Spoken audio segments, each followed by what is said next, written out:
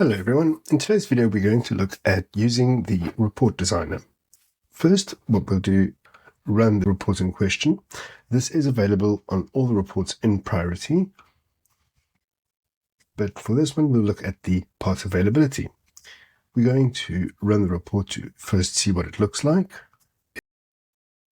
and let's say we want to remove some of the columns like the part spec fields, or we want to move some of the columns around.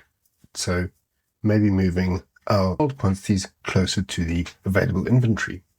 We'll go back into Priority, navigate to the report, right-click on the report, and click Design Report.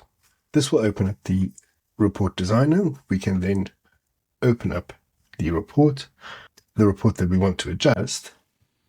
And in this one, we're going to hide the part spec fields. We can do this by clicking on the three dots next to the column heading and click Hide.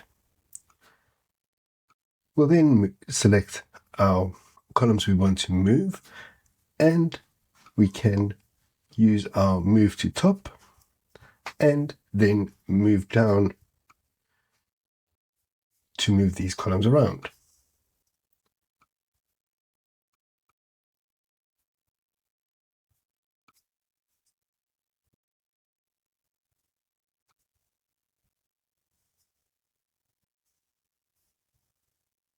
We can then save, and if we rerun the report,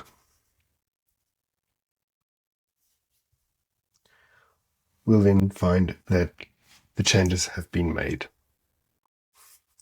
No part spec fields, and our columns have moved. Thank you.